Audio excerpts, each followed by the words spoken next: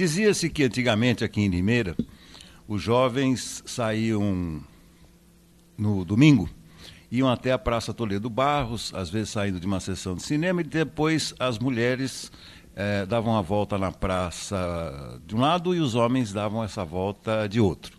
Era a paquera de antigamente, né? Muito diferente dos anos de hoje, né?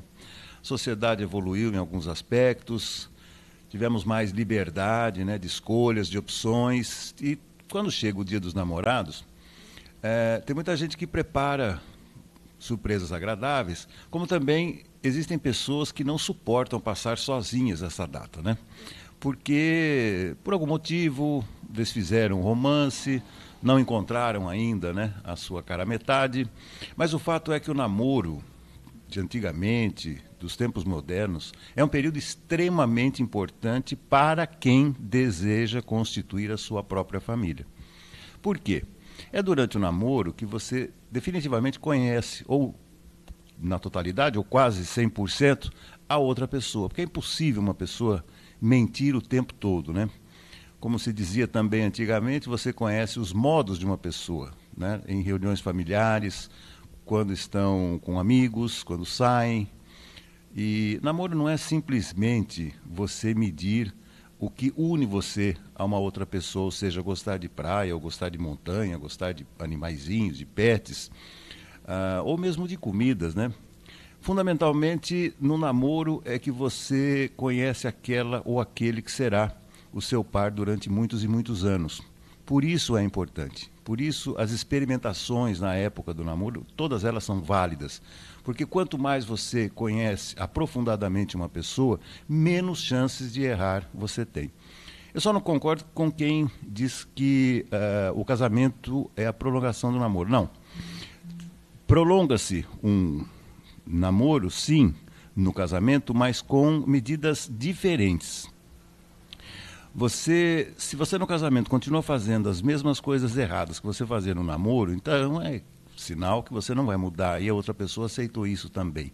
Então não significa que seja exatamente um namoro. O que é importante é, depois do namoro e vindo o casamento ou a união estável, é que você mantenha dando significado para esse relacionamento. E dar significado é você construir diariamente e fundamentalmente o amor. Porque o amor, só o amor, tem força suficiente de unir uma pessoa por muitos e muitos anos. O Farol de Limeira está no ar.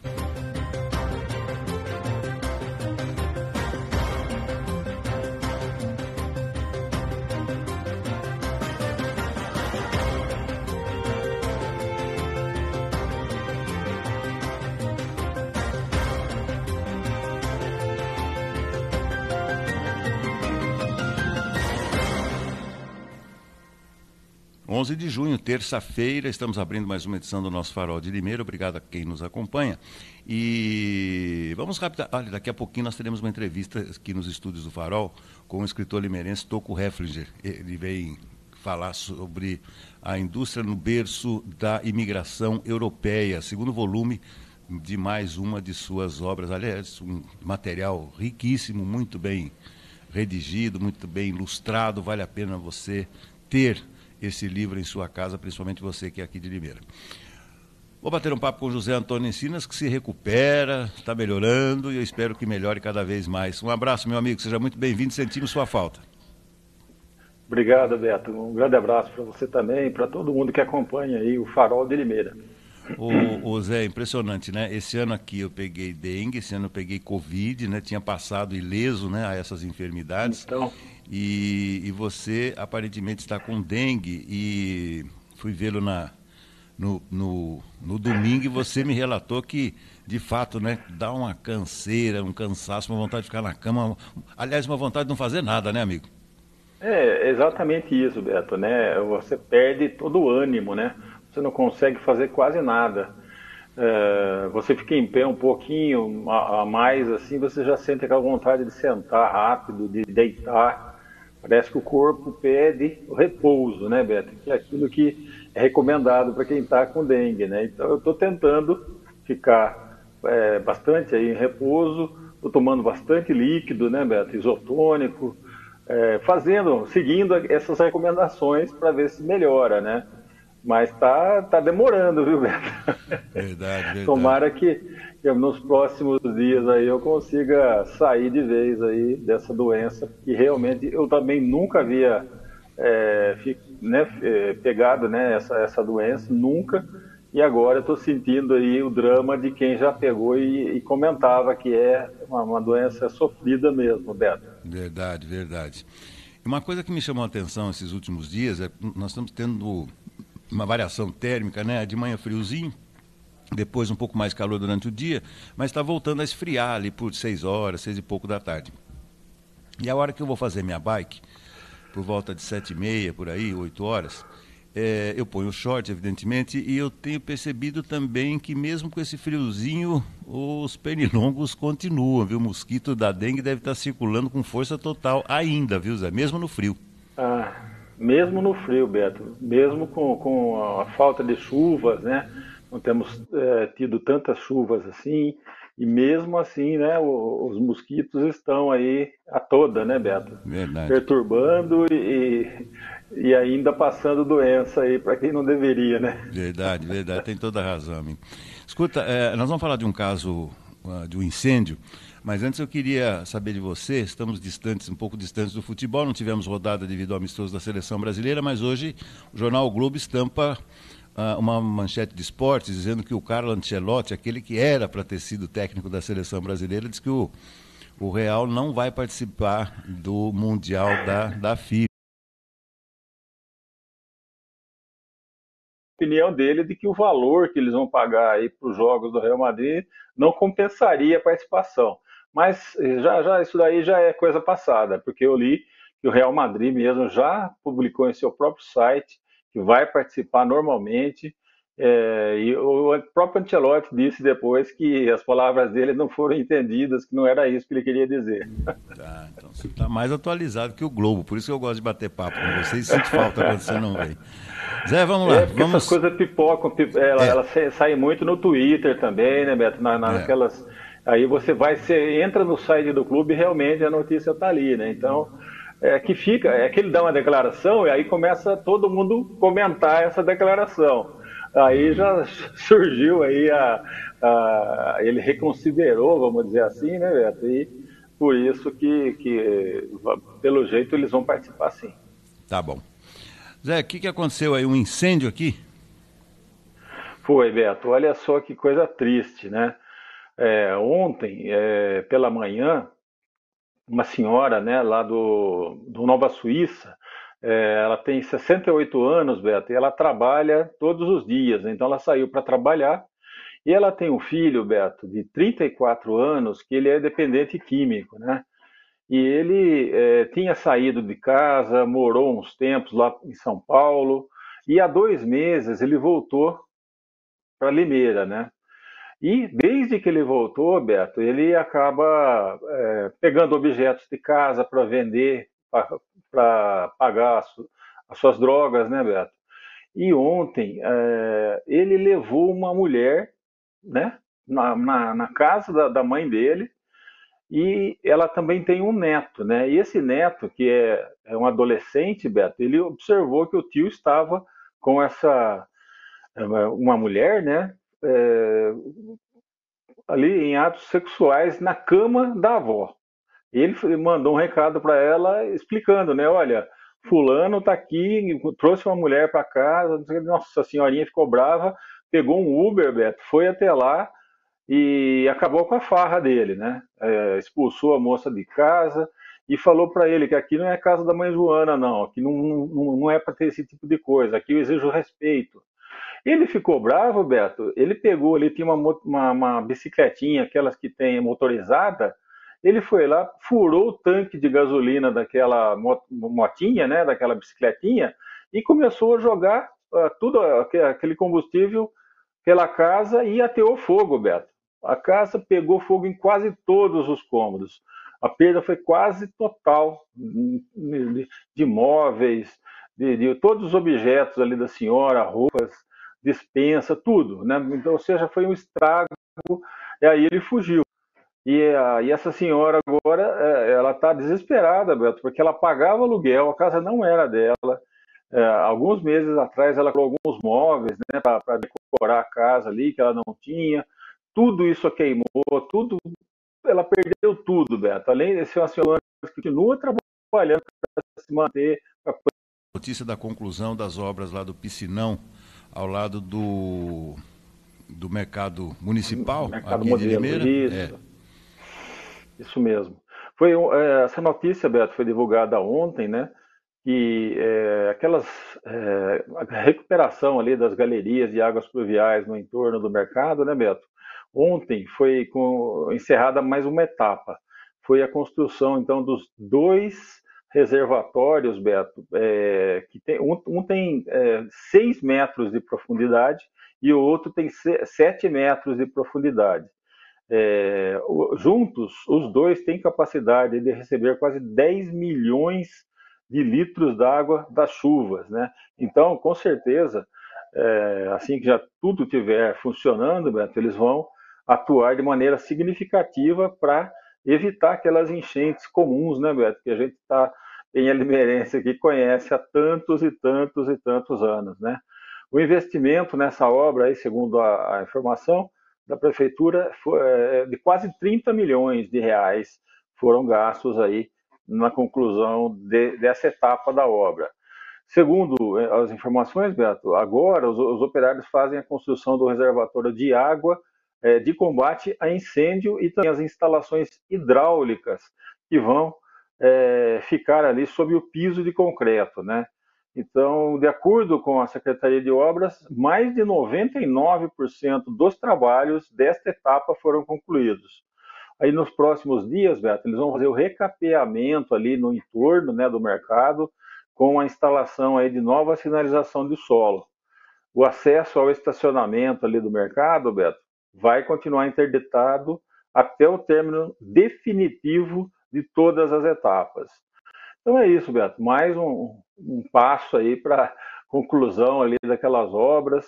Tomara que assim que já for feito o recapeamento, a sinalização, liberar aquele trecho, né, Beto, do trânsito que causa muita confusão ali. Já há muitos e muitos meses, né, estamos passando por isso. Perfeitamente, perfeitamente. O melhora, né? Só posso desejar melhora, porque olha, quando a gente perde até vontade de cozinhar, é porque estamos baleados mesmo, viu, Zé? Estamos baleados. Não, imagina alguém assim como eu que gosta de comer e bem, não É. conseguir comer quase nada. Beto, eu vou falar para você, não é fácil. Meu Deus do céu. É, mas tem que tomar os cuidados necessários aí. Mas olha, eu não sei se é coincidência ou não, nós tivemos números recordes de dengue aqui em Limeira esse ano, Zé. Mas o fato é que você percebe a dimensão de uma doença, um dos modelos de você perceber, um dos modos de você perceber é o número de conhecidos que você vê que tiveram aquela doença. Por exemplo, a Covid no começo, Sim. não sei o que, não sei o que lá. Na medida que o tempo ia passando, nós tínhamos notícia de mais e mais conhecidos e amigos que tinham contraído a Covid, sinal que iria Sim. explodir. E esse ano aqui impressionante o número de pessoas que eu vi contaminadas, principalmente com dengue, viu, Zé? Realmente a situação é bem grave ainda no nosso município. Não, é verdade, Beto. Tá grave, sim, né? E todo cuidado é pouco, né, Beto? Como eu falei para você, né? Por todos e todos esses. A dengue surgiu aí, né, Beto? Mais ou menos lá nos anos 2000, né? No comecinho dos anos 2000. E eu consegui passar 24 anos sem pegar essa doença, mas agora não teve jeito, né? Tá certo. Então, por mais cuidado que a gente tome, às vezes é inevitável.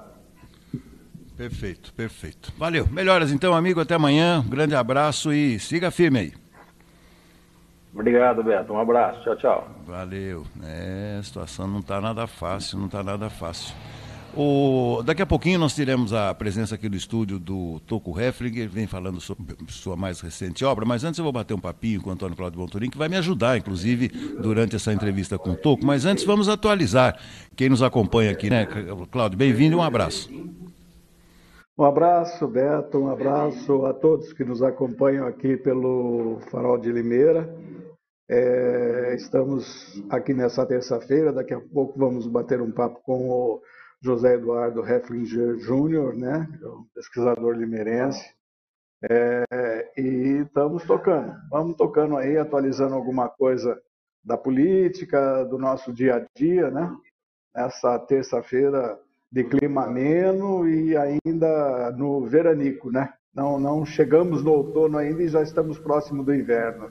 É isso aí, tem razão. Claudio, deixa eu te passar um negócio. Estava falando com o Zé hoje a respeito dessa sensação de termos mais doentes próximos da gente. Eu fiz uma pergunta para um médico no sábado, um médico que é meu amigo há longos e longos anos, e eu fiz a seguinte indagação para ele. Falei, escuta, é verdade que nós temos mais doenças hoje em dia do que antigamente, ou não?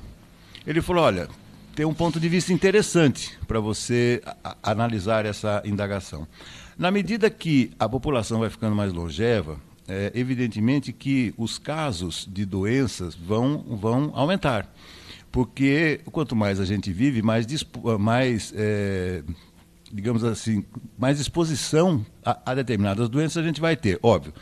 E outra coisa, na medida que também avançam os aparelhos, né, para diagnóstico de algumas enfermidades, você vai multiplicando também o número de observações em torno das doenças. Então, nós temos essa equação, Cláudio. Os diagnósticos estão sendo mais precisos, consequentemente, a investigação se aprofunda, então a gente vive mais, mas a gente está conhecendo mais doenças, viu, amigo? Exato, Beto. Eu acredito que nós estamos realmente aí num impasse, né, nessa questão de termos ou não termos mais doenças aparentes, né, hoje, também pela longevidade, né, pela expectativa de vida que nós temos.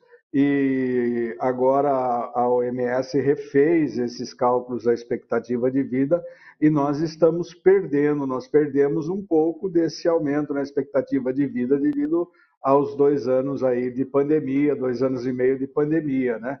Mas mesmo assim nós estamos de fato vivendo mais, nós não estamos mais naquela época em que a pessoa com 50 anos era considerada uma pessoa velha, né? Muito pelo contrário, hoje nós temos aí um muito maior de pessoas idosas, inclusive no Brasil. Estamos cada vez com a população mais velha e menos jovem, né? E isso daí realmente vai ocasionar um grande problema no país, principalmente devido à questão dos casais de hoje estarem menos propensos à maternidade, à paternidade, ou seja, né, os novos casais que se formam estão se desenvolvendo mais profissionalmente e querendo menos filhos. E isso é um problema sério, Beto, isso é um problema sério e que vai nos fazer cada vez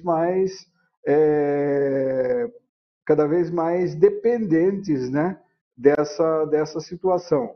Em razão às doenças, as que nós já conhecemos e as que vão surgindo, a boa parte delas também, Beto, são doenças genéticas, né? E doenças genéticas, elas só são mediante exames, quando esses exames começam a surgir. Por isso, e aí vale lembrar, eu fiz uma matéria semana passada no site da Tribuna sobre o exame do pezinho, né, que é aquele exame que se faz nas primeiras horas de vida de uma criança, e hoje já são diagnosticadas mais de 100 doenças pré-existentes através daquele exame. É evidente que isso tem um custo. A APAE em Limeira, por exemplo, faz esse exame aqui com a parceria com o Instituto de São Paulo, né, tem um custo. O SUS, você faz com até 6 diagnósticos, e a APAE já está fazendo os 55 diagnósticos de agrimira. Então, essas doenças, né, pré-existentes já podem ser detectadas.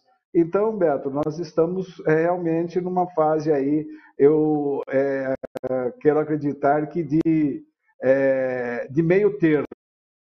Vamos ter aí futuramente um sério problema, apesar do governo ter importado aí milhões de toneladas de arroz, nós vamos ter um problema sério de quebra de safra com a chuva do sul, porque nós sabemos que o Rio Grande do Sul representa hoje 70% do arroz produzido no país, né?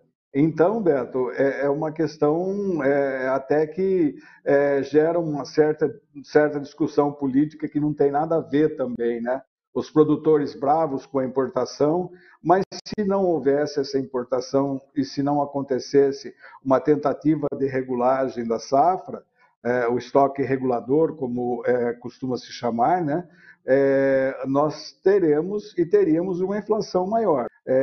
Até onde a gente sabe, essa safra vai ser bem quebrada, né? Embora muitos já tenham feito suas colheitas. Nós tivemos perdas também nos estoques pela enchente, né? que invadiram armazéns, e então a gente precisa tomar cuidado com isso. Mas a inflação alimentar realmente ela vai continuar acontecendo, principalmente em muitos itens da nossa produção, justamente pela quebra, né? Pela quebra desses produtos sazonais devido à questão climática, Beto. Então, aí não tem como haver um controle mais efetivo sobre isso.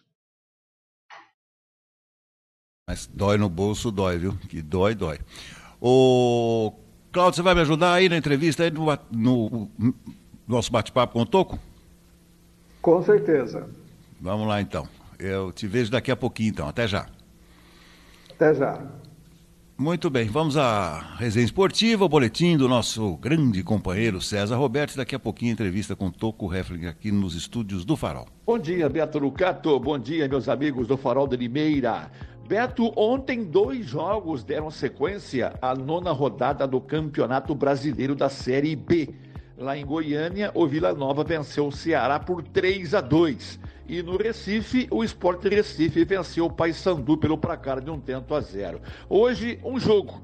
Mirassol e Goiás vão jogar em Mirassol às 7 horas da noite desta terça-feira. Brasileirão, Beto, ufa! Teremos o retorno hoje da 8ª rodada do Campeonato Brasileiro. O Corinthians vai enfrentar o Atlético de Goiás lá em Goiânia. O Corinthians, né, que vive um momento tumultuado. O presidente Augusto Melo ontem viajou com a delegação, foi cercado pela imprensa de Goiás para falar sobre a atual situação do Corinthians. Enfim, eu acho que somente uma vitória logo mais à noite vai poder apagar um pouco esse incêndio, né, que está acontecendo lá pelos lados de Parque São Jorge. Portanto, Atlético de Goiás e Corinthians, às 19 horas desta terça-feira, em Goiânia, já vai abrir a 8ª rodada do Brasileirão.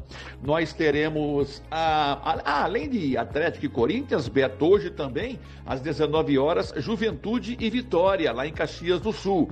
E 8 horas da noite, Botafogo e Fluminense no Engenhão. Olha aí, né? Um clássico carioca nesta terça-feira. E hoje também o Bragantino vai receber o Atlético Mineiro 9h30 da noite em Bragança Paulista. Amanhã nós não teremos jogos, né? Porque o Brasil joga pela data FIFA contra os Estados Unidos, amistosamente, é bom que se diga. Aí na quinta-feira, a sequência dessa 8ª rodada com Cruzeiro e Cuiabá. O São Paulo vai enfrentar o Internacional lá em Criciúma. O Flamengo vai receber o Grêmio no Maracanã. E na quinta-feira, o Atlético do Paraná recebendo o Criciúma, além de Bahia e Fortaleza em Salvador. E o Palmeiras, na quinta-feira, 9h30 da noite, enfrentando o Vasco da Gama no Allianz Parque. Passando aqui pela classificação do Brasileirão, o Flamengo lidera com 14, Bahia em segundo com 14, Botafogo em terceiro com 13 e o São Paulo é o 4º colocado com 13 pontos ganhos também. Lá embaixo, os últimos 4, né? Últimos 4 colocados Ai, Beto, o Corinthians é o 17º com 5 pontos, o Atlético de Goiás é o 18º com 4, o Cuiabá é o 19º com 4 também, e o Vitória é o último colocado com 2 pontos ganhos.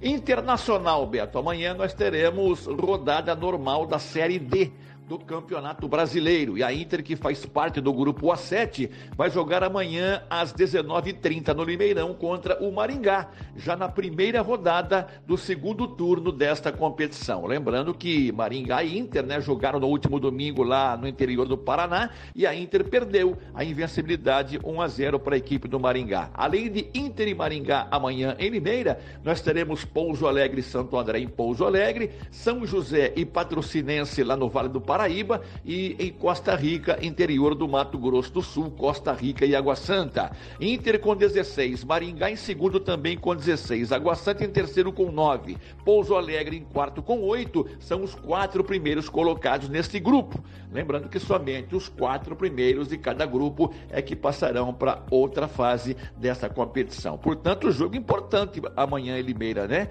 Valendo aí a liderança. Se a Inter empatar ou ganhar, ela vai continuar liderando o grupo A7. E o Maringá, se quiser entrar na liderança deste grupo, certamente vai ter que vencer a Inter aqui no Limeirão. Tomara que aumente um pouco o público de amanhã no Major Levi, né, Beto? Olha, domingo lá em Maringá, nós tivemos um público de quase 6 mil pagantes no estádio Willie Denve. E aqui no Limeirão, o público não passa de 900 pagantes, 800 pagantes, né? Talvez aí, em razão dessa frieza que está existindo entre a Inter e a sua torcida de uns tempos para cá. Beleza? São as informações do esporte, sempre em nome de Vitória Contabilidade. Escritas fiscais, contabilidade em geral e imposto de renda, procure por Vitória Contabilidade, Rua Argentina 437, no Jardim Santana, telefone 3453-2681. Um grande abraço, Beto, uma boa terça para todo mundo e sorte para o Corinthians logo mais à noite. Ai, ai, ai, meu amigo!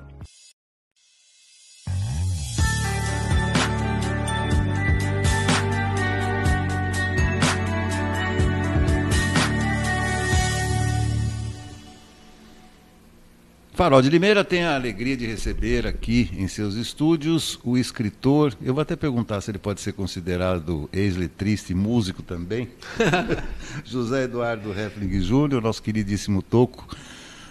Que alegria recebê-lo aqui, Toco. Seja bem-vindo. Eu também, é recíproco. Eu fico muito feliz, muito obrigado pelo convite. Agradeço muitíssimo a essa oportunidade que você me dá aqui no Farol. Bacana, bacana. Para me ajudar aqui nessa entrevista, o meu companheiro e amigo Antônio Cláudio Bontorim, que está lá nos estúdios da Tribuna. Mais uma vez, bem-vindo, Bontorim. Nós vamos ter que dar um novo linkzinho para ele participar da nossa entrevista. Enquanto a gente restaura a presença do Bontorim, eu começo essa entrevista. Você pode ser considerado músico também, né? Sim. Tem 5 LPs gravados, né? Exatamente. E a gente tem clipes na Globo, tudo, mas isso é coisa do passado, né? Agora eu só canto debaixo do chuveiro. Debaixo do chuveiro? Eu também já joguei no Palmeiras, é coisa do passado. Jogar bola também é isso aí. Mas mais uma obra eu gostaria de, no começo do nosso bate-papo, o Toco é autor de A Indústria no Berço da Imigração Europeia, volume 1, e agora ele lança o volume 2, né? Deixa eu até mostrar esse aqui, que é o volume 1, né? E agora o Toco está lançando aí a sequência desse trabalho, A Indústria no Berço da Imigração Europeia. É um assunto que particularmente, Toco, me chama muita atenção, porque eu também sou filho dessa geração industrial aqui de Limeira, que aos poucos ela foi se transformando demais, né? Ela se transformou demais, algumas empresas infelizmente desapareceram ao longo da história, e você faz esse registro histórico, principalmente, como é que eu vou te dizer, né? Desse colegiado de visionários que nós tivemos aqui na nossa cidade, né? Então eu gostaria que você resumidamente fizesse aí a abertura, uma descrição dessa obra que dá sequência ao primeiro volume. Sim.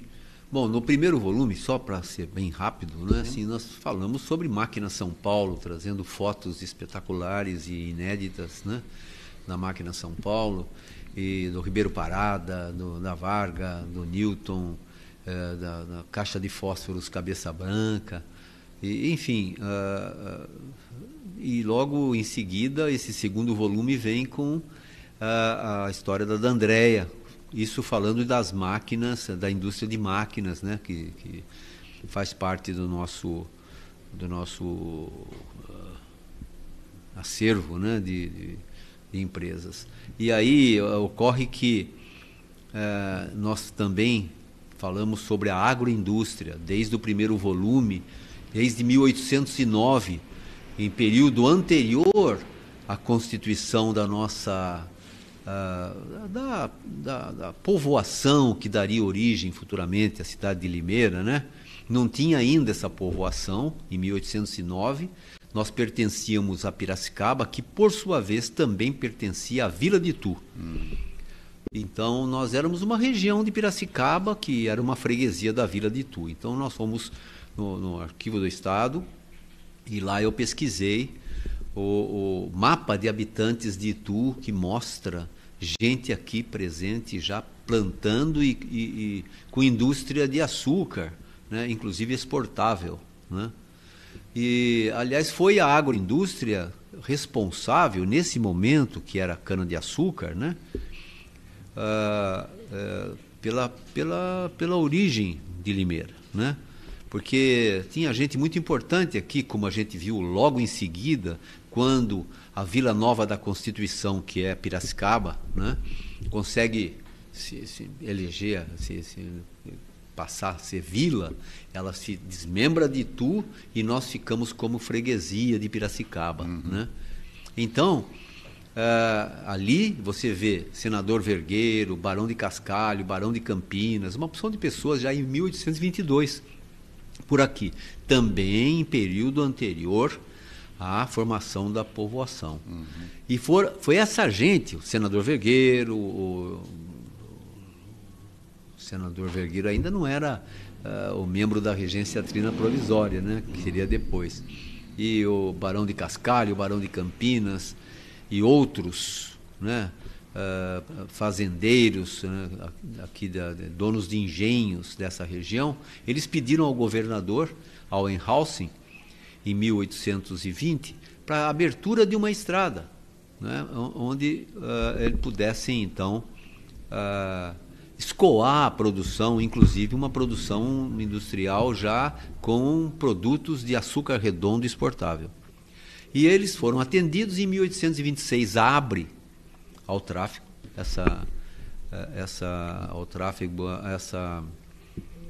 essa estrada, e ao lado dela, às margens dessa estrada, começaram a aparecer arreiro, ferreiro, isso e aquilo. E onde foi isso? Todo mundo fala, não, foi lá no Ribeirão Tatu, porque foi aqui. Não, foi aqui na rua Doutor Trajano, né? Principalmente atrás da matriz. Né? Então você tinha ali, você consegue ver pelo desenho do célebre Hercules Florence, né? Hercule Florence, né? Que era o desenhista da expedição Langsdorff, que saiu daqui do Tietê e foi até o Amazonas. Eles iam com desenhistas de primeira grandeza, desenhando a fauna, a flora brasileira e tal, e ele fez o desenho da povoação de Limeira em 1839, ou seja, 13 anos após a sua formação. E ali você pode ver a Rua Doutor Trajano, você consegue ver a Santa Cruz, enfim, aquela área do entorno da capela na época, né? Tá. Isso aí foi uma coisa difícil de comprovar, porque havia registros na Câmara Municipal de 1824 e tal. Aí eu fui até a Cúria Metropolitana e lá eu tive acesso a esse documento que mostra que Limeira ela surgiu em 1826, juntamente com a capela, no mesmo tempo. No né? mesmo tempo. É. Deixa eu ver se o Cláudio já tem condições de falar com a gente. Agora sim, Cláudio, bem-vindo. Está curtindo uma aula de história, né, Cláudio? Um abraço.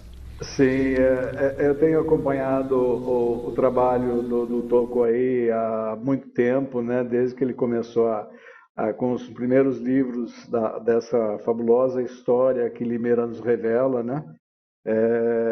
E então, mais uma vez, quero agradecer a presença dele aqui com a gente para conversar sobre esse tema, né? Que é fabuloso, né?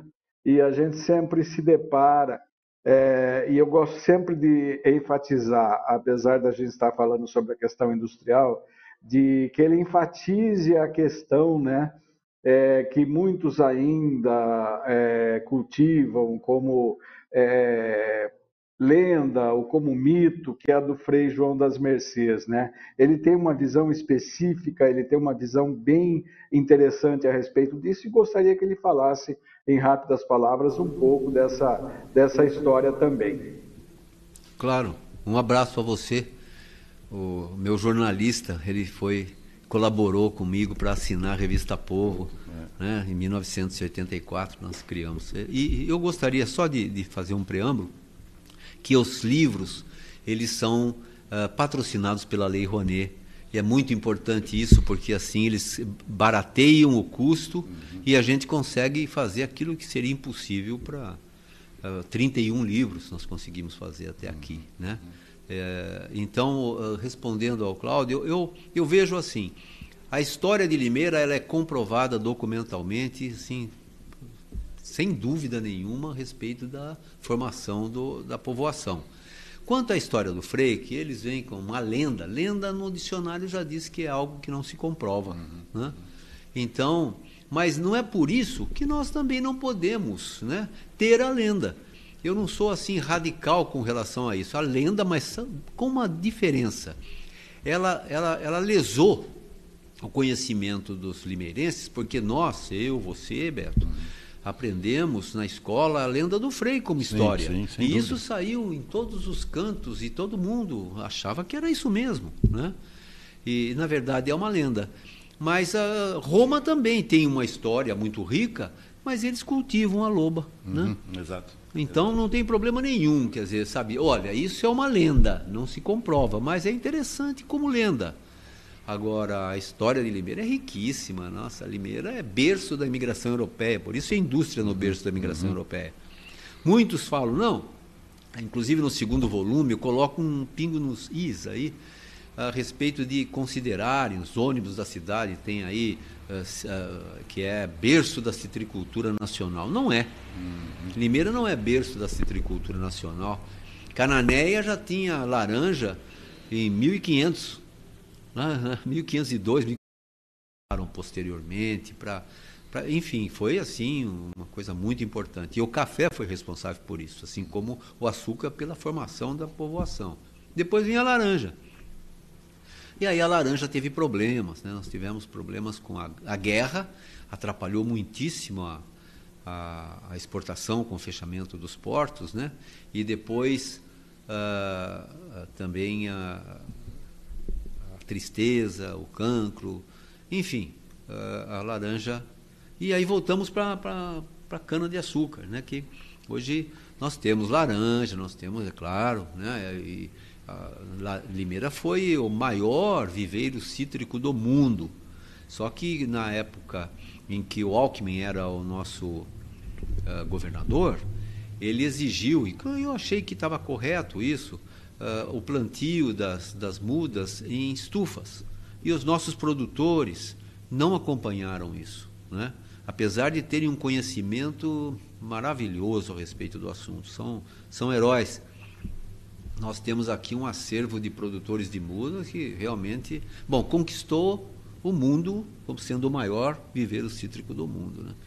E aí a gente fala sobre o pioneiro da laranja também, em Limeira, no segundo volume, que foi o Mário de Souza Queiroz, lá onde era o Limeira Clube, né? Até tristeza dá de dizer que era o Limeira Clube, né, Beto? E era a casa dele também, né? Era. A casa dele ali. Era a Chácara Santa Cruz, né? Onde ele fez o plantio e trouxe gente da Alemanha para poder, digamos assim, fazer progressos imensos no plantio. Mas antes disso, ele conseguiu um acervo de mudas indiscutivelmente maravilhoso e reconhecido até pelos primos dele, lá pela Exalc, né? Às vezes eu saio de carro por aí, e a gente sempre faz aquele caminho do trabalho para casa e tal, né? Quando você muda um pouco assim o caminho, eu fico lembrando da minha infância, lembrando das escolas antigas, né? E é um assunto que eu já comentei várias vezes com o Cláudio. Você deve se entristecer também quando você vê. Agora parece que deu uma parada. Não sei porquê. Mas, de repente, os nossos casarões, os nossos ícones históricos estão sendo desmanchados, estão sendo demolidos.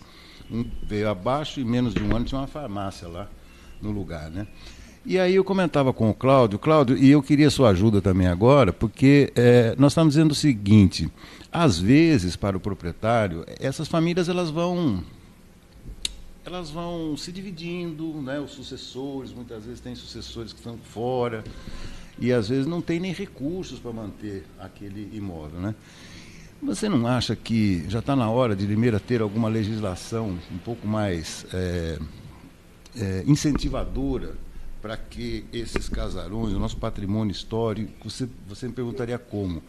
Sei lá, IPTU, ajuda de manutenção, desde que você comprovadamente veja que existe um valor histórico naquela construção. Limeira parece que está muito devagar nesse ponto, se é que já fez alguma coisa ao longo da história. Fez alguma coisa, mas foi bem dito, alguma coisa apenas, né? Nós não progredimos nesse assunto. A gente começa um governo, termina o governo falando disso, daquilo e tal, e no final passa o traço e nada, né? Ou muito pouco foi feito. Então, eu acho que essa legislação já estaria há muito tempo deveria ser obedecida e criada para poder a gente... Mas também tem que tomar muito cuidado para saber o que tombar, né? Porque não é qualquer coisa que você vai tombando, né? Tem muitos imóveis que já foram descaracterizados completamente, né? E tem outros que não. Então, a gente tem que preservá-los, mas também incentivar os seus proprietários para que eles não fiquem lesados diante de uma situação que é boa para a história, é boa para os referenciais, né? Porque você passa num lugar, não está mais aquele grande prédio, aquela coisa, realmente falta alguma coisa. Por isso, né? Que eu queria a sua impressão como historiador, como pesquisador. Fica triste. Eu fico muito triste com isso, claro, sem dúvida. Já falamos sobre isso, né, Cláudio? Já falamos bastante sobre isso, e vale lembrar também que com toda essa produção que o Toco fez, né, em termos de história, ele é responsável hoje, isso daí eu posso atestar, né, pela manutenção e pela recuperação do acervo do Museu Major José Levi Sobrinho, né? Se não fosse um trabalho que ele fez quando ele esteve à frente como diretor do museu para proteção do acervo, nós provavelmente teríamos um acervo totalmente comido pelo cupim, por traças e por outros insetos, né? Isso também é importante ressaltar. E também lembrando que toda essa produção que ele faz com incentivo da Lei Rouanet, ela também vai para as instituições públicas, né, Toco? Você tem por objetivo e também faz parte desse contrato levar esse material histórico também às instituições públicas de ensino, né? Sem dúvida. Eu dou 1000 livros cada edição, né, dos meus 31 não, porque foram 14 pelo Ministério. Dos 14 últimos livros que eu fiz, eles têm doação de 1000 exemplares para a Unicamp, para escolas públicas, museus públicos, só público, né? Os privados pagam, né? Sim. E pagam um preço módico, né? E aqueles que querem adquirir os livros, que ainda restam, não são todos, né, os os títulos que ainda restam para comercialização, a banca Quarto Centenário do Seu Chico, da Praça Toledo Barros, só na Praça Toledo Barros, é exclusivo aqui em Limeira de vendas. E além disso nós temos o Disque Livro, que a pessoa liga no WhatsApp, né? 19 99643 2855 e faz o pedido do livro e recebe, o limeirense recebe sem pagar o transporte, né? E os que são de fora das regiões aí, nós vendemos muito livro para comunidade suíça, alemã e italiana, por conta dos livros que nós fizemos sobre a imigração, que aliás mudou a história do Brasil, né? Tem muita coisa que a gente conseguiu na Suíça que desmentiu muita coisa e deu crédito a outras, né? Então é isso, quer dizer, a gente tem uma obrigação com o Ministério, é uma contrapartida. Eu acho muito legal isso, porque você doa e o pessoal que não tem condições, ou então as escolas públicas mantêm esse acervo para que as futuras gerações possam conhecer. Não, e você sabe de uma coisa que é mais importante talvez do que isso? Não é... Por exemplo, ontem eu estava com meu irmão aqui, eu mostrei para ele o livro, ele começou a ver, ele falou, nós precisamos terminar a nossa reunião. Eu falei, mas tá bacana esse negócio aqui, porque a gente conhece, né? A gente que é daqui, sim, a gente conhece os sobrenomes, as famílias e tal. Já estamos chegando quase no final da nossa entrevista, então dá tempo para mais algumas perguntinhas. Semana passada eu tive o privilégio de bater um longo papo com a doutora Dora Cavinato. Sim. Esposa do meu queridíssimo e saudoso professor Milton de Almeida. E num dado momento ela falou, puxa, não, nós tínhamos visionários, né? O meu pai mesmo, até hoje eu não sei como é que ele começou com o negócio da pedreira, mas ele teve aquela ideia, investiu naquela ideia, né? E deu certo, existe até hoje a pedreira Cavinato, é claro. Você poderia identificar um elo comum entre esses visionários aí que criaram esse parque industrial aqui em nossa cidade? Eles já trouxeram isso de fora, da Europa? Ou foram as oportunidades que chegaram? Porque não era fácil, né? Tudo era difícil antigamente. Não, você aperta um botão do celular, chega uma pizza na sua casa, você paga uma conta no banco e tal. Você encontra algum elo entre eles? Alguns, mas na verdade esse pessoal eles eram fora do série, né? Ou seja, você pega, por exemplo, um doutor Trajano, né? Um sujeito que ele criou o conjunto de beneficiamento de café que era por impacto. Ele quebrava o coco do café e daí ele separava por tamanhos, né, os grãos de café que saíam da máquina, e ganhou o prêmio da Internacional de 1920 no Rio de Janeiro. Como foi isso? Ele estava com estilingue, que pouca gente sabe esse nome, mas é um atirador que você, né, é uma forquilha, né, que você vai lá na jabuticabeira, pega tal e joga pedrinhas. Ele jogava coco de café na parede da chácara aqui, onde hoje onde era o zoológico. Onde era, né? O zoológico aqui. E ali ele prestou atenção naquilo e criou uma máquina que produzia impacto, jogando o coco de café com rapidez numa chapa de aço e quebrava, né? E aí você pega um Júlio Varga, né, que começou tudo com o pai dele, mas na verdade o Júlio foi o criador dos freios, né? Assim, ele começou, como é que eu vou fazer? Tal, não dá para fazer isso, não dá para fazer aquilo, mas freio eu acho que eu posso dar um jeito. E ele fazia freios para reposição de carros importados, né? E foi indo. Ele contando a história no livro, né, Memória da Varga, nossa, assim, é impressionante. Ele contando, falou, olha, se eles chegassem aqui, se a Volkswagen chegasse aqui e visse a gambiarra que nós fazíamos, né? Só que o resultado da gambiarra era fantástico e maravilhoso. Era eficiente, né? E depois, paralelamente, foi construindo, fazendo e arrumando tudo de acordo com as especificações de uma empresa que fazia freios, né? Mas assim, nossa, ele contando isso é maravilhoso. Você vê, sabe, a criatividade, a coragem, né, para poder se meter num ramo que as cartas são marcadas, né? É um ramo internacional, e ele ser depois reconhecido como fornecedor, a edição, né, tal. Vamos ver, já estou assim no final.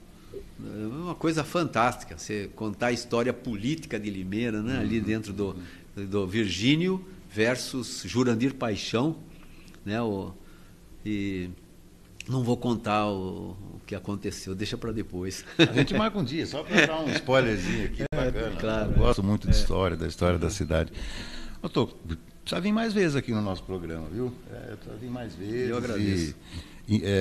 Independente da data de lançamento dos livros, para falar um pouco da nossa história, né? Resgatar isso. Que lamentável. Esses dias eu vi aliás, isso é muito normal, né?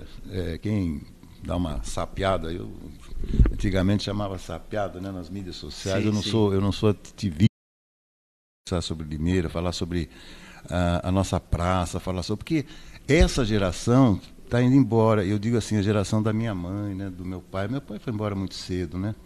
A minha mãe faz 3 anos, mas ela não se cansava de contar histórias do centro, das pessoas, como é que ficavam, os hábitos, né? Sim. Nessa casa, inclusive, onde está o estúdio do Farol, era a casa dos meus avós, né? Ela se mantém até hoje. Daqui para ir para a praça lá para namorar, por exemplo, Dia dos Namorados, uns que andavam para um lado, outros que andavam para o outro. Então, esse bate-papo, eu gostaria que você nos proporcionasse essas aulas mais vezes, viu, Tô? Sim, e no livro do Virgínio a gente conta a respeito disso, e do Júlio também, porque eles se conheceram, os casais, o Júlio e também depois o Virgínio, né? O Virgínio Meto conheceu a esposa, Dona Hermínia, na roda da Praça Toledo Barros, né? E olha que ela era filha do Chico Pazelli, né? Era um homem bravo que não tinha, e ela tinha aqui com a tia Landa, que morava do lado do jardim, ficava na janela olhando, né, para tudo que era comum. É isso aí. Valeu. Cláudio, muitíssimo obrigado aí pela contribuição. Até a próxima. Um grande abraço, amigo. Foi bom demais aqui. Grande abraço. E se a gente continuar conversando aqui, você sabe que a gente termina esse programa às 5 horas da tarde ou à noite, né? Tem razão. Grande abraço, Toco. Obrigado. Obrigado. Valeu. A você também. Mais uma vez, Toco, muitíssimo obrigado. Deixa eu mostrar rapidamente, não custa nada, então, para repetir aí. Essa é a obra nova, né? É o segundo volume. Sim. Segundo volume, está aqui. Aliás, o material riquíssimo em fotografias. Mais de 200 fotos. Maravilhoso. E o papel, né? Tudo Sim. de altíssima qualidade, vale a pena. Então, Toco, mais uma vez, só para a gente fechar, onde as pessoas podem conseguir o livro. Na banca Quarto Centenário da Praça Toledo Barros, do seu Chico, né? E isso é assim, em locais é o único que vende. Tá. Daí a pessoa pode pedir pelo WhatsApp 19996432855 e também no e-mail imigracal, ou seja, imigração sem acento, sem cedilha, .resgate@hotmail.com. Imigracal Deixa eu ver se tem aqui. Tem tudo aí. Telefones para vendas. Aqui. Tá. Opa, então vou inserir na matéria que nós faremos daqui a pouquinho. Estará no portal da Tribuna de Limeira e no Farol de Limeira também, esse podcast aqui com o Toco Reflex. Toco, até a próxima. Muito obrigado, Sucesso, Beto. Mais uma vez, muito obrigado pelo convite. Valeu. E agora estamos colocando um ponto final no nosso programa, intervalinho, e voltamos já já.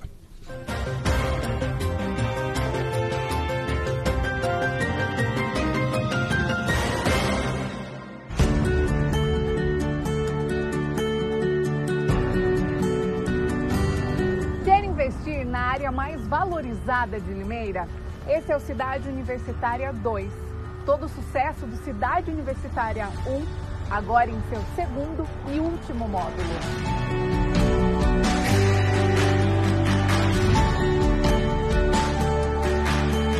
São lotes comerciais e residenciais a partir de 250 metros quadrados, com infraestrutura completa e ao lado da Unicamp. Esta é a hora perfeita para investir. As obras já estão em fase final. E para ficar ainda melhor, esse é um loteamento com a qualidade Grupo Ingep. Investimento garantido, sem preocupação e com pagamento facilitado, em até 180 vezes, sem burocracia. Visite o nosso plantão de vendas que fica próximo à rotatória da Limeira Cordeiro Alves e garanta o melhor negócio.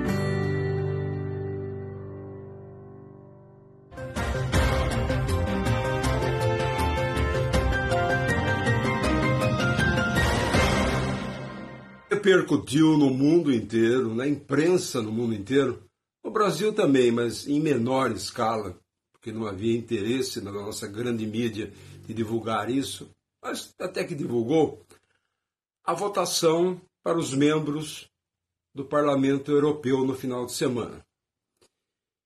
E votam para o Parlamento Europeu os países, membros dos países que fazem parte da União Europeia.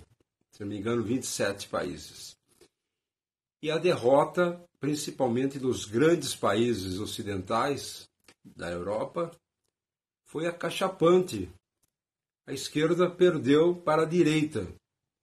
Tanto que o presidente da França, o Macron, já dissolveu o parlamento, já pediu nova eleição, porque aquilo afetou a política interna. E a direita está mais forte na Itália, na Espanha, em Portugal, na Alemanha. Há um movimento de rearranjo da política mundial direcionada à direita. E o que é a direita e o que é a esquerda? As pessoas fazem muita confusão porque cada país tem o seu jeito peculiar de governar, de enxergar o mundo, enfim, de se comportar política e socialmente. No Brasil, a esquerda hoje está no poder, representada principalmente pelo PT e seus puxadinhos, PSOL, PCdoB, essas coisas todas. E a direita está na oposição. Só que tem narrativas. Os de esquerda, no mundo inteiro, se autodenominam progressistas. Só que tem o seguinte, progressista tem a ver com progresso.